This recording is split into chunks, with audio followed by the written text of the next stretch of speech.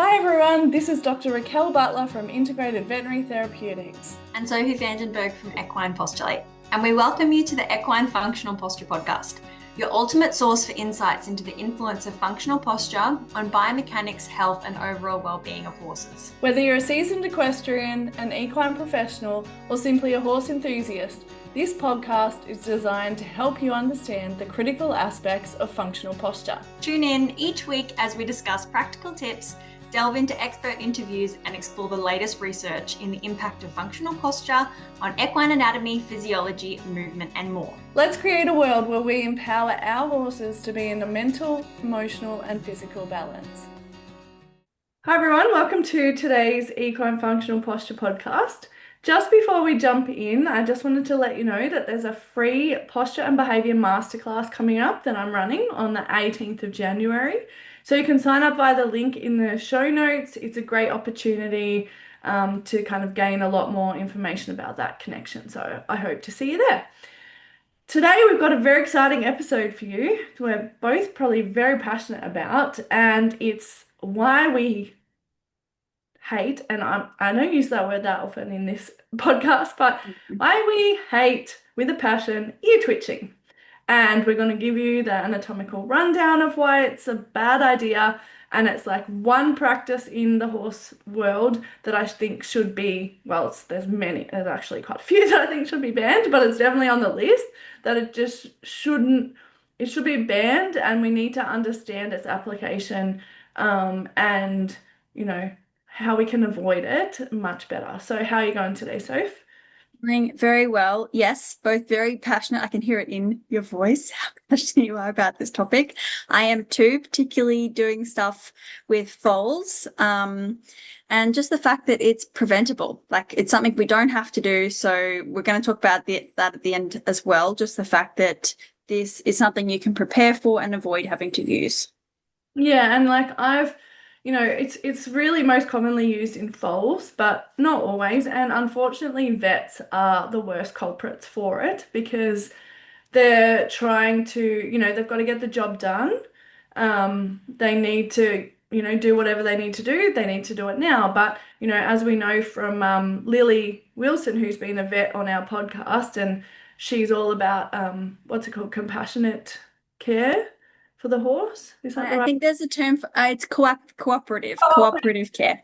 yeah, Yeah. and so she works with horses to make sure that they can accept, needles and husbandry situations, um, with working with them rather than forcing them in those situations. So she's a real advocate from the veterinary perspective for that, and she works directly in that space. So if you haven't listened to her podcast episode that we did, go back and listen to that. But, it's used for immobilizing a horse during husbandry, emergencies, and often it's before they've been properly trained. But it's our responsibility as horse owners to start that training as early as we can. And we've done the two podcasts on foal handling, which could really avoid this. And the other one that can really avoid it, if you have young foals, is get a quality foal control. It's a little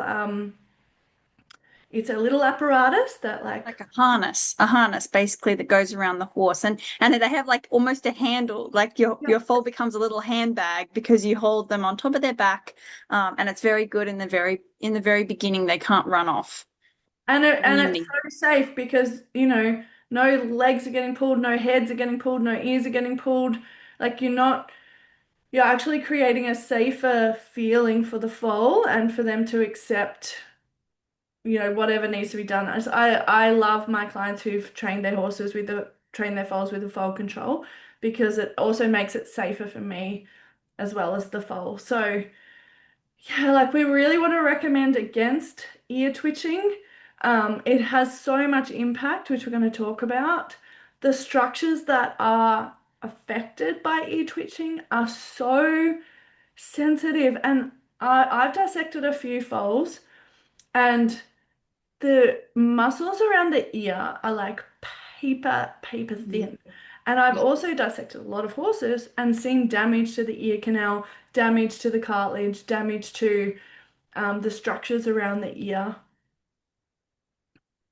Yeah, so it's just a really important area that we need to understand that creating pain in that area is not the answer. No. And even in the older horse, we're talking about the ear. An ear is not like a leg. It's not designed for loading. It's designed to just sit in the air and sort of twitch around. So when you've got the strength of a person grabbing, and a twitch, just in case there is anybody who doesn't know, then twitch is when you grab. So twitching is a term for using a way of immobilizing a horse. So the other forms of twitches are a nose twitch, where you would put a little loop around the nose and twist, or you might grab the skin on the neck, sort of neck shoulder area of the horse and twist. And what it does is it's a pain compliance basically. And so you can get the horse you can really immobilize them while they're, struggling or whatever. So an ear twitch is when you would grab the ear tight to the base of it, and then often you twist. Or you'll sort of push it away and twist in the direction. So you can put a huge amount of pressure through just, that structure.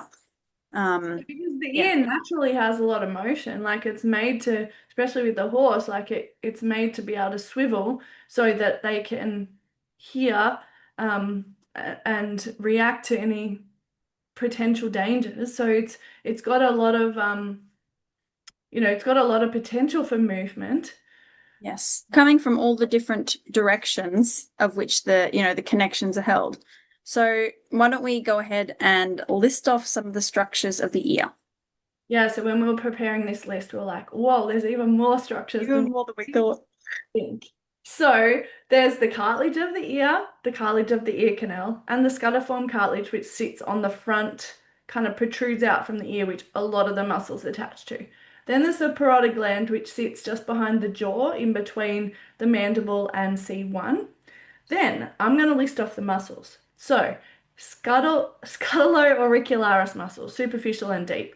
Cervicoscutularis, frontoscutularis, interscutularis, zygomaticoscutularis, zygomatico-auricularis, parieto-auricularis, cervico-auricularis, deep, medial, and superficial, and parieto-auricularis.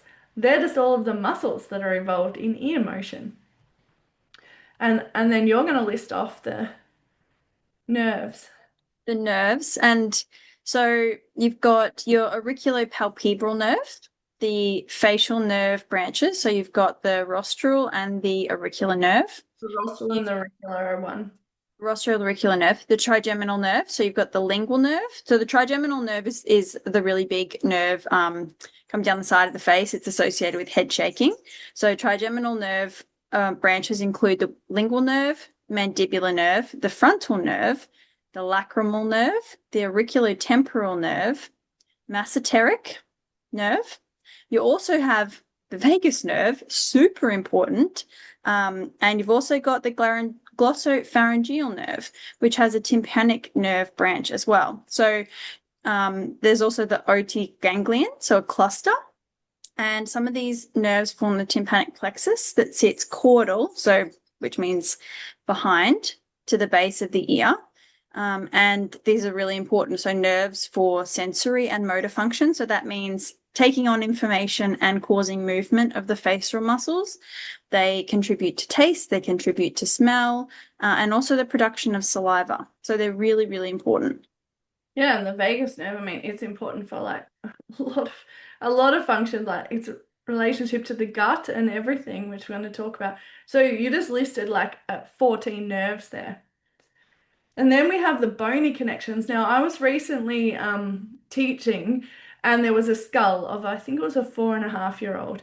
And I took a video of it, which I will share on my Facebook page at some point, of the bone connections at the base of the ear and how they weren't fused in this horse and how much motion there was in those areas. So, like, there's a temporal bone which can become more of a complete structure in some horses, but there should be movement there. And when we're ear twitching, we can like cause areas to fuse that maybe shouldn't fuse. We can cause, problems in structures that should be able to function. So I was amazed. I sent a video to the group that I'm on for the biodynamic craniosacral, and I was just amazed at the amount of little movement and all the little bony connections at the base of the ear. So some of those are like the temporal bone, which has different parts of it. So squamous portion, a petrous portion, a tympanic, and a mastoid portion. These are all at the base of the ear. And then we have connections into the parietal bone and the occipital. The skull has sutures which allow for its expansion and growth, but also, whether they should actually stay open throughout life. We're still learning about that. And in young horses, the underside of the skull is cartilaginous, and it's cartilaginous for quite a period of time. And so we have to consider those attachments into the skull from the ear, which also have attachments into the brain and the spinal cord, and all of the associated structures around there.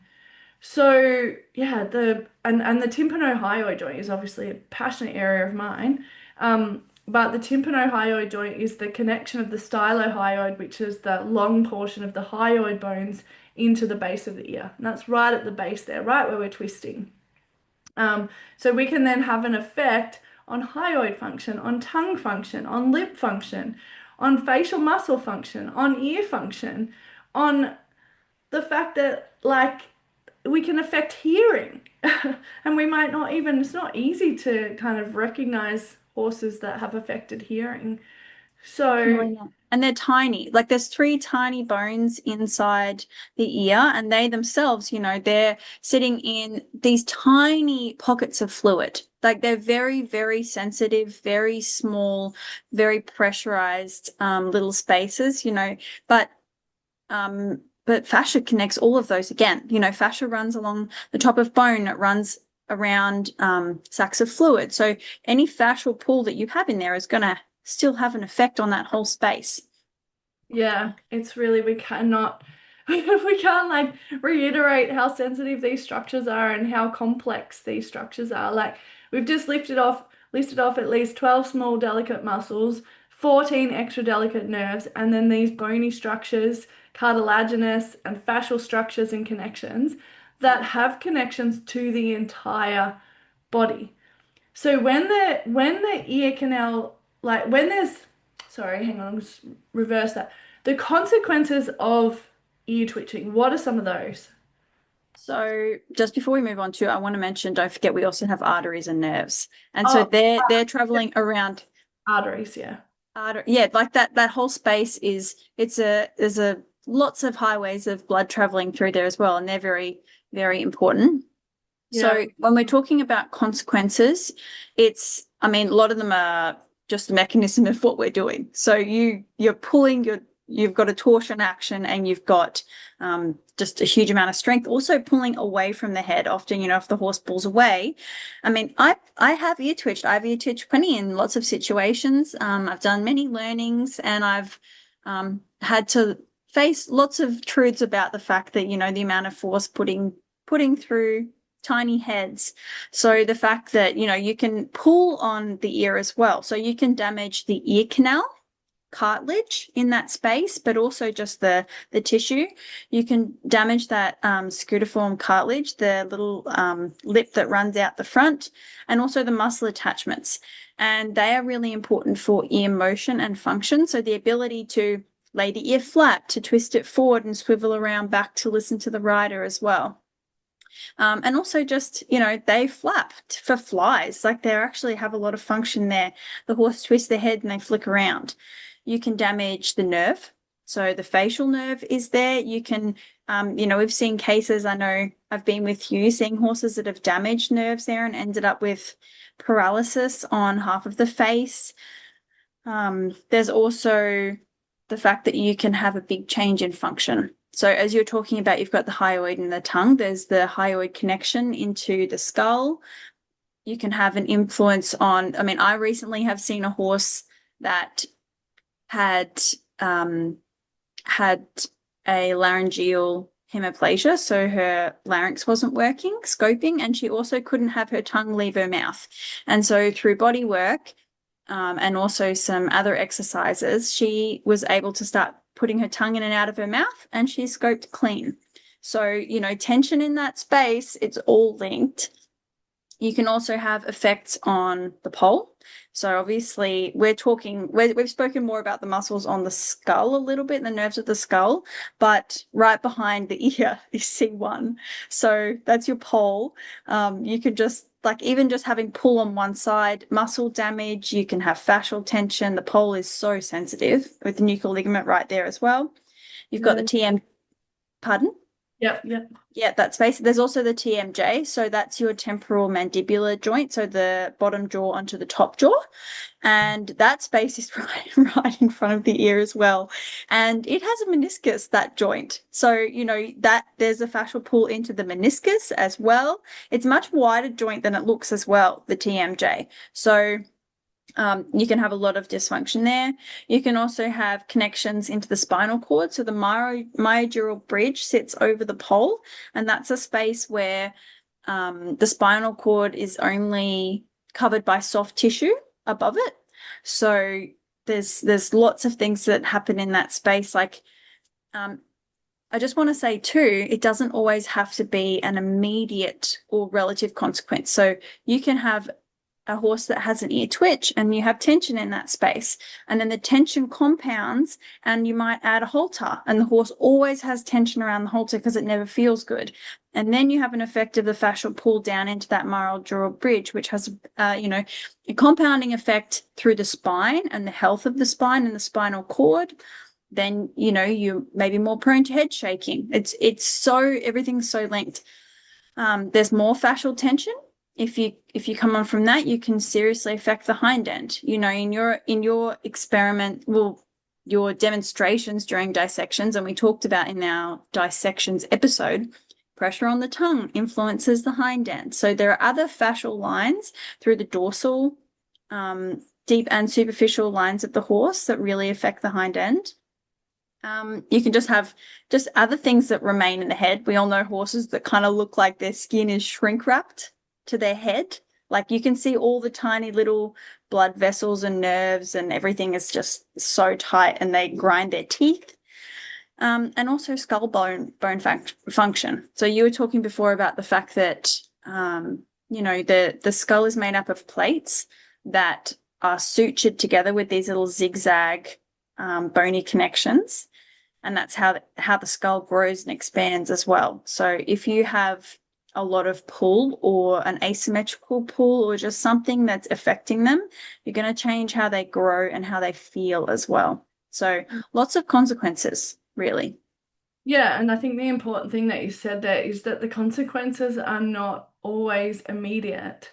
And so you might think, oh, well, that didn't cause any damage, but then the horse pulls back, or when they do have pressure put there, like a bridle or a halter, they start to display some different behaviors that you might not make a connection to. Like maybe they're not as soft and responsive to pressure, like with a bridle on, or maybe they just avoid it when you present them with a bridle or a halter. I've definitely treated a number of horses where they put their head up as high as they can when they see the halter coming or the bridle coming, and people think it's a training issue, but often it's a pain issue. And once we've alleviated the restriction, it's often around the ear. Once we've alleviated the restriction around the ear, then the horse is completely fine after that. So if your horse has those sort of avoidance behaviors, yep, you want to find out, well, where they ear twitch. That's useful information. But regardless, the ears should be comfortable to be touched. Like horses should be happy for you to touch their ears, move their ears. Horses mostly love it when we do like there's the Tellington touch moves and like the gentle ear circles, and there's a heap of ear moves that the Tellington touch people do. But yeah, like horses should enjoy it. It's a very sensory part of their body. So if your horse is not wanting you to touch there, not wanting you to put a halter on, not wanting you to put a bridle on, then just investigate that a bit further, and just definitely don't ear twitch them. So some other consequences that you can get is that head shy behavior, like they're just don't want to be caught or they don't want anything around their head. It can also lead to head shaking, so that can be a later consequence of it. There's lots of potential causes of that, but it's one of the things on the list. First thing I'm looking at with a head shaking horse is where's the tension around their head and where are they happy and not happy.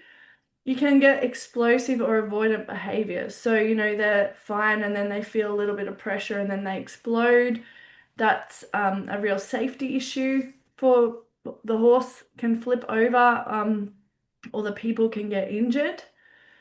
It can just deteriorate the relationship with the horse, it just erodes trust and safety. We're not explaining to them what we're doing, we're not setting them up. It's our fault, really, 9 times out of 10 if we need to ear twitch them. It's our fault. We have missed steps, we have not explained in a clear manner what we're doing with the horse. We've not given them enough time.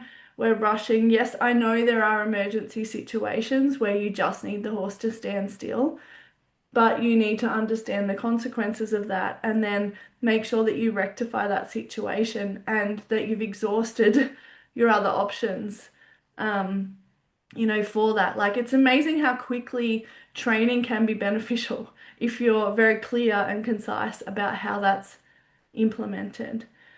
They can just have pain with the head collar or bridle, so they're more likely to show other kind of resistive behaviors. Like I said, not wanting to collect, not being soft in the bridle or the halter, pulling back more, not responding appropriately to pressure.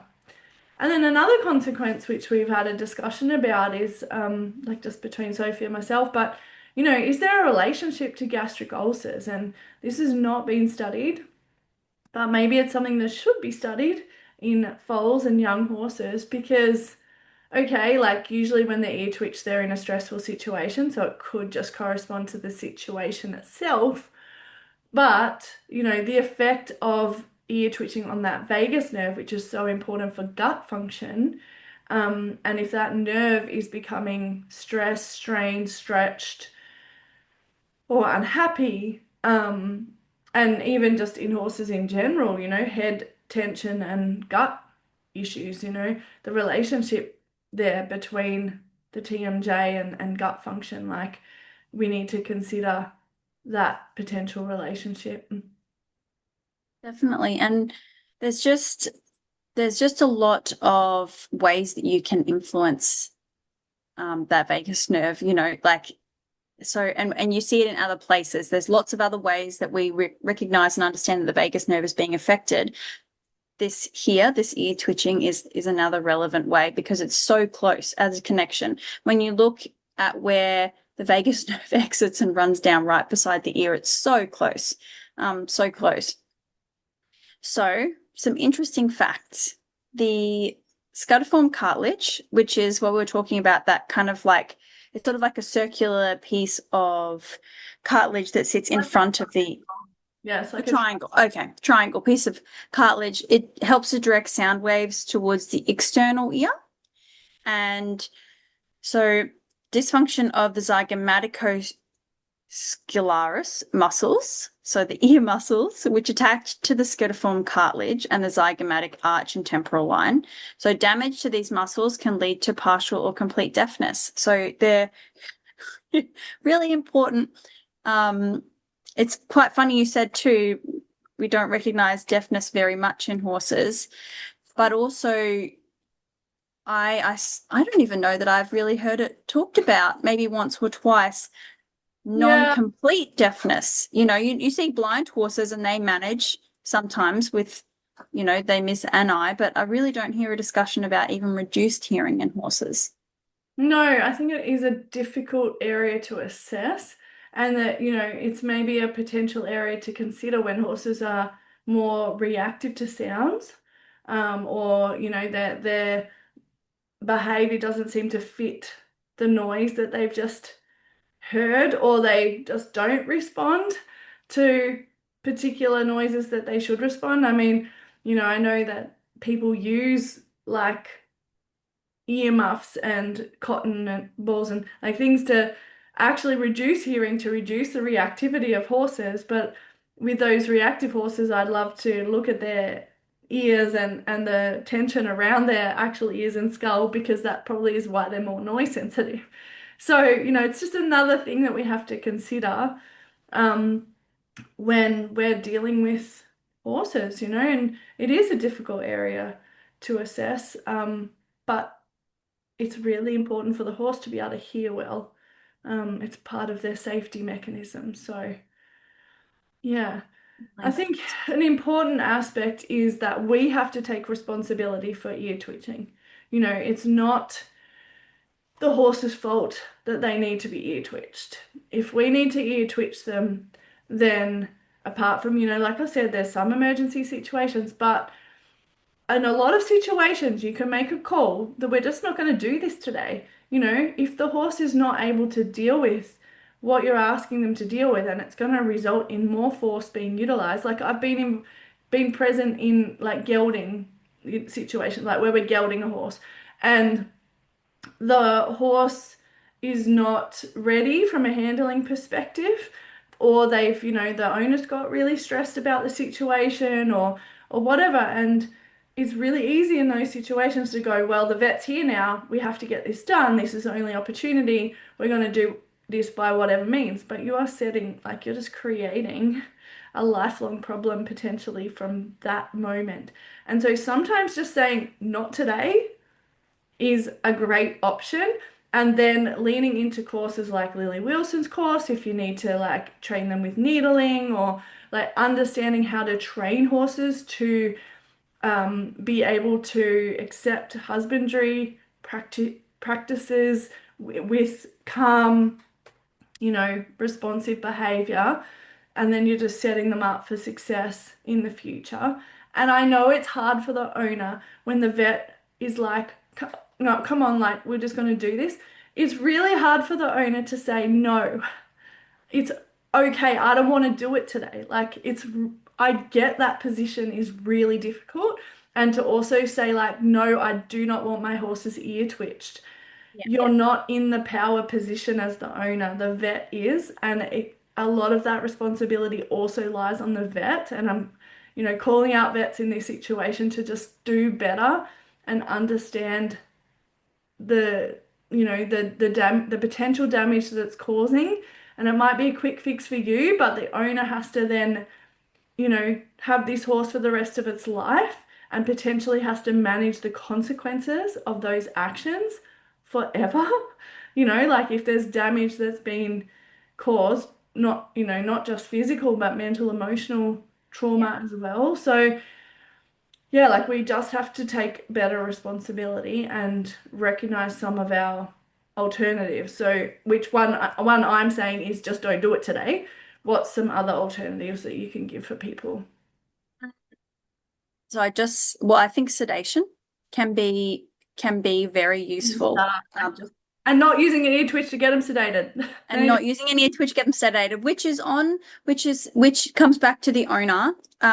Please go back and listen to the first couple of episodes we did on foal training, because we'll really try and explain a few principles of making sure that you have enough repetitions and you're going over things.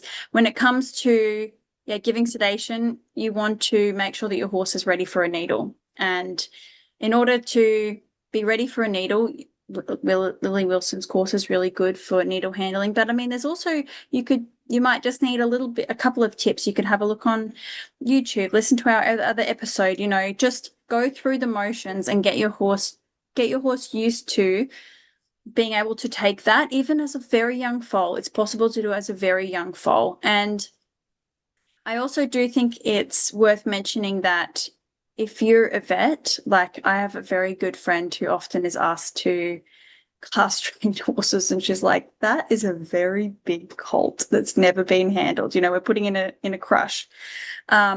It's appropriate to say, I need you to put the measures in place to make sure your horse is ready for this if you don't want me to have to use force to keep myself safe.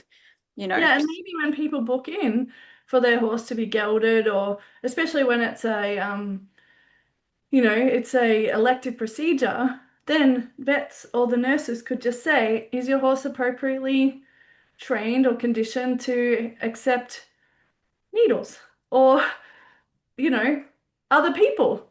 Yep, it's a requirement for us. Yeah, You help your horse be less stressed if those things have been taken. So yeah, like vets could actually help people set that up as well by requiring it to be done. definitely, absolutely. So other options, foal control, as you were saying, having a little device so that you can restrain your foal and make sure that everybody can be kept safe. Other ones, we mentioned them earlier, but a nose and a neck twitch. I think each of them have their own serious drawbacks, probably more the nose twitch, especially if it's left on for too long. That's basically where um, something like a round piece of string or baling twine often is put around the nose, and then you twist the pole, and so that little bit of string around the tip of the horse's nose, up top lip, gets tighter. And in that there are lots of nerves at the end of the nose as well, and horses really need their nose. They're incredibly they have, what is it? It's prehensile lips, so they have a very like they just can get anything. They can sweep out the little tiny bits of butte sachet that you put in your horse's food, and they leave it in the bottom of the bin with a few little crumbs, like, haha, like I'm not going to eat that. So the nose is very important for them, so you don't want to be damaging that. So that, again, I would see as quite a only if you must. Yeah, but I think you can train the horse to accept a nose twitch, so that you don't have to do it as tight. And you just have to, the thing is with the nose twitch is, yep, if you leave it on too long, it's a problem. Yep, if you get the cartilage like around the what's it called? The The rostral cartilage. Yeah, rostral cartilage. Like if you get around the back of that, you can damage it.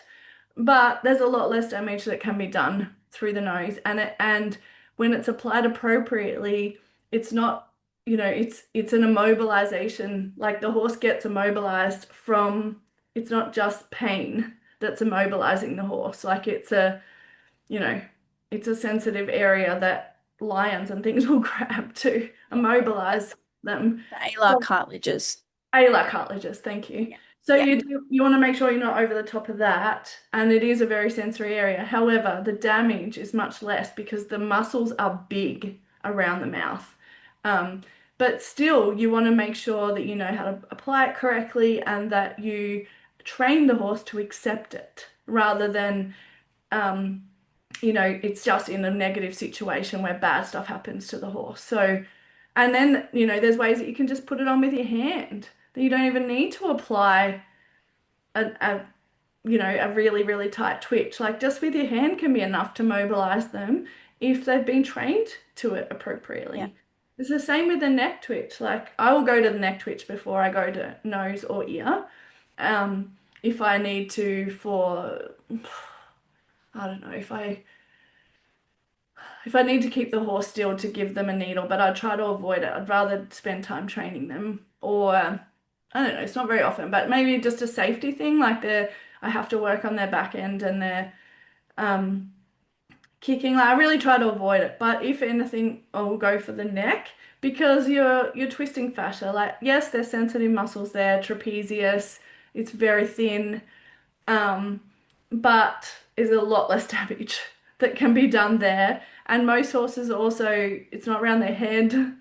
Like it's you can, give it nice things afterwards so that you can calm them down. Like you don't see many horses kind of shying away when you touch their neck unless they've had a lot of needles and it's painful. So I'd always go for the neck twitch, but ideally we'd go for training. Definitely. Another option is making accommodations where appropriate. And I think you already talked about this a little bit, the fact that, being able to say, if we don't have to do this today, this is elective, not emergency, then putting the time into train is more useful. One suggestion I have is often the first trims with a young horse, if you can break those up, you're at a real advantage because the first trims, they often take a little while to get done, and it's a different kind of sensation. Sometimes when you put the foot down, that foot can be a little bit sore by the end of the trim. Particularly, if it's a first trim and they're doing a big adjustment or something like that, then by the time you get to the last foot, there's a lot going on. The horse is overloaded at that stage. And so, yeah, just lots of feeling in the feet and having to balance on the one that was already trimmed. So I think there's an advantage to not having to do a full trim on the first time. Like you might break it up into 2 feet and 2 feet, or backs and then the fronts another day, or just something like that if you can. I understand, however, we're acknowledging that there are limitations. Your farrier comes out once every 6 weeks. You don't really want to do 2 feet and 2 feet in 6 weeks or something like that. But if you had a young horse where, their feet weren't horrendous, you might do the backs one time and the next time aim.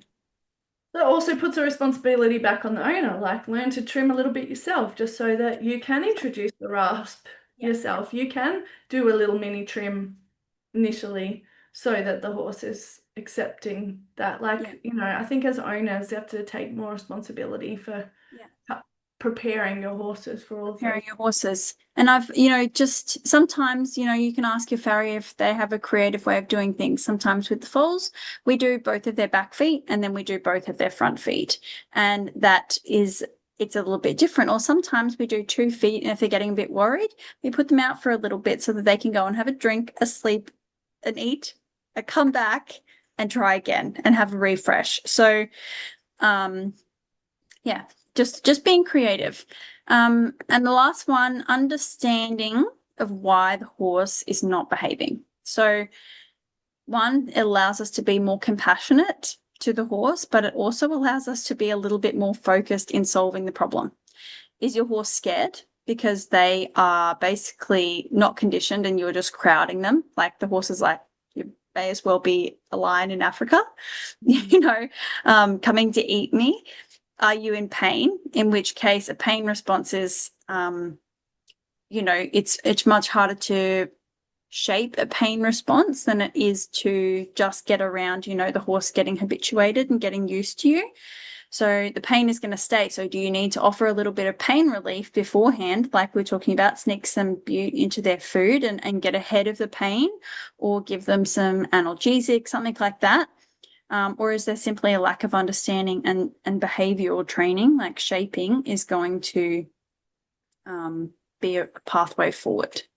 Yeah, and I think the other thing to add to that is our anxiety or rushing adding to why the horse is not behaving, like if the vet's in a hurry, if we're anxious about it as the horse owner, the horses are very sensitive to those sorts of energies. So also if we can't be calm and patient and, like you said, empathetic in those situations, then maybe it's also, time to just call it a day on that day. So yeah, I think my takeaways are learn how to do things differently so that you don't have to end up in the place of ear twitching, and please, in the veterinary profession, train vets so that they understand how to work with horses appropriately so that the ear twitching is not a go-to option. And as an additional note, if somebody has a horse that has been ear twitched, is your best suggestion to get some body work for that space? Yeah, but the body worker needs to know how to work with the ears because it is a delicate area to treat. And so they need to have an understanding of the structures, and it depends on the bodywork modality as to what their training is in that area, but you've got to be very patient and empathetic and really understand the structures that you're kind of working with there, because you can't just go in and be like, I'm going to treat the ear, because most of these horses are like, no, you're not. Like I've treated a 17 plus hand high warm blood who did not want her ears touched. Okay. Like there's no way I can reach it when she puts her head up. And so, I had to treat her neck, and then like gradually work my way up to the ear and be very gentle and mindful about how I was treating the ear. And within a couple of sessions, she was, lowering her head to have the halter put on. It wasn't training that trained her to have the halter put on, it was pain and comfort. And so, yes, I think it's very important to get an appropriate body worker who's definitely not going to create more stress for the horse. Like it needs to be very mindful of their horse's experiences. Awesome. Well, I hope you found this episode very informative. Sorry about the passion. Um, Before we finish today, we wanted to share something with you.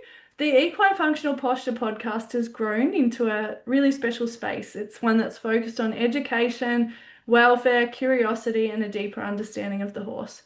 And as the podcast continues to grow, we're opening the door to a small number of aligned sponsors who share these values and genuinely support horse well-being, education, and ethical practices.